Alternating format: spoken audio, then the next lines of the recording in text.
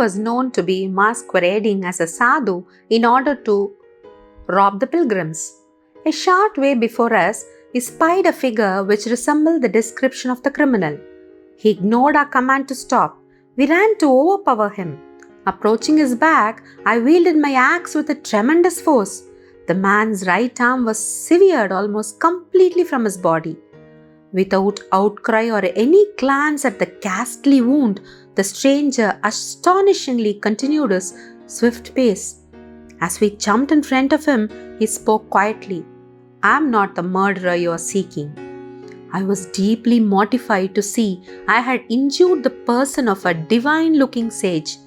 Prostrating myself at his feet, I implored his pardon and offered my turban cloth to staunch the heavy spurts of blood. "Son, that was just an understandable mistake on your part."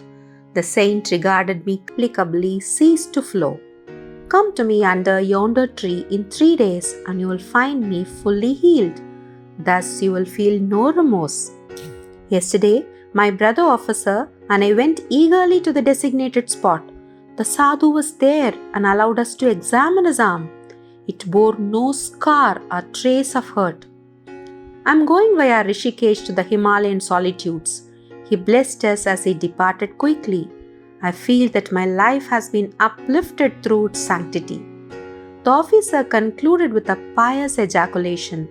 His experience had obviously moved him beyond his usual depths. With an impressive gesture, he handed me a printed clipping about the miracle.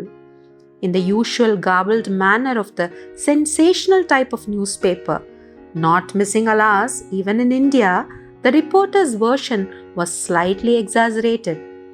It indicated that the sadhu had been almost decapitated. Amar and I lamented that we had missed the great yogi who could forgive his persecutor in such a Christ-like way. India, materially poor for the last 2 centuries, it has an inexhaustible fund of divine wealth. Spiritual skyscrapers may occasionally be encountered by the wayside, even be worldly men like this policeman. We thanked the officer for relieving our tedium with his marvelous story. He was probably intimating that he was more fortunate than we. He had met an illumined saint without effort. Our earnest search had ended not at the feet of a master but in a coarse police station. So near the Himalayas and yet in our captivity, so far I told Amar I felt doubly impelled to seek freedom. Let us slip away when opportunity offers. We can go on foot to holy Rishikesh. I smiled encouragingly. But my companion had turned pessimist as soon as the stalwart prop of our money had been taken from us. If we started a trek over such dangerous jungle land, we should finish not in the city of saints, but in the stomachs of tigers.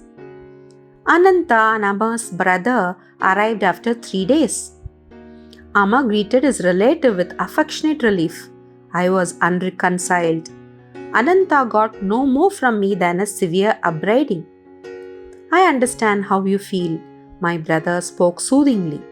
"All I ask of you is to accompany me to Benares to meet a certain saint and go on to Calcutta to visit your grieving father for a few days. Then you can resume your search here for a master."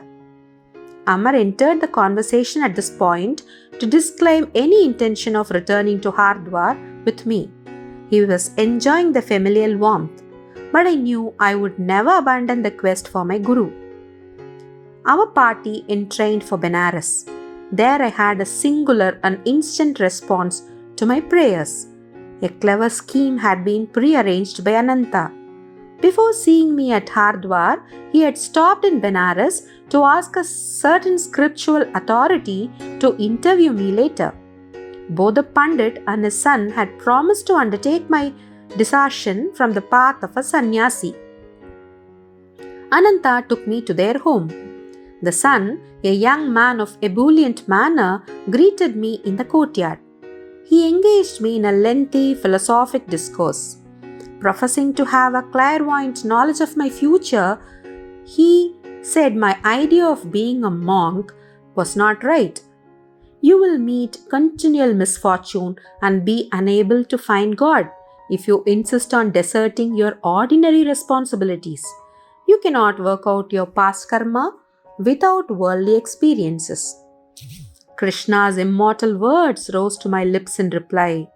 Even he with the worst of karma, who ceaselessly meditates on me, quickly loses the effects of his past bad actions. Becoming a high souled being, he soon attains perennial peace. Arjuna, know this for certain: the devotee who puts his trust in me never perishes. But the forceful prognostications of the young man had slightly shaken my confidence. With all the fervor of my heart, I prayed silently to God. Please solve my bewilderment and answer me right here and now, if those desire me to lead the life of a renunciate or a worldly man. I noticed a sadhu of noble countenance standing just outside the compound of the pandit's house. Evidently, he had overheard the spirited conversation between the self-styled clairvoyant and myself, for the stranger called me to his side. I felt a tremendous power flowing from his calm eyes. Son, don't listen to that ignoramus. In response to your prayer, the Lord tells me to assure you that your sole path in this life is that of the renunciate. With astonishment as well as gratitude, I smiled happily at this decisive message. Come away from that man. The ignoramus was calling me from the courtyard. My saintly guide raised his hand in a blessing and slowly departed.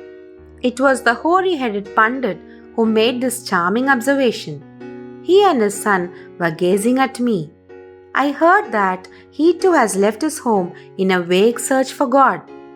I turned away. To Ananta, I remarked that I would not engage in further discussion with our hosts. My brother agreed to an immediate departure. We soon entrained for Calcutta. Mr. Detective, how did you discover I had fled with two companions? I vented my lively curiosity to Ananta during our homeward journey. He smiled mischievously. At your school, I found that Amar had left his classroom and had not returned. I went to his home the next morning and unearthed a remarkable timetable. Amar's father was just leaving by carriage and was talking to the coachman. My son will not ride with me to his school this morning. He has disappeared, the father moaned. I heard from a brother coachman that your son and two others, dressed in European suits, boarded the train at Howrah station, the man stated. They made a present of their leather shoes to the cab driver. Thus I had three clues: the timetable, the trio of boys, and the English clothing. I was listening to Ananta's disclosures with mingled mirth and vexation. Our generosity to the coachman had been slightly misplaced. Of course, I rushed to send telegrams to station officials in all the cities which Amar had underlined in the timetable.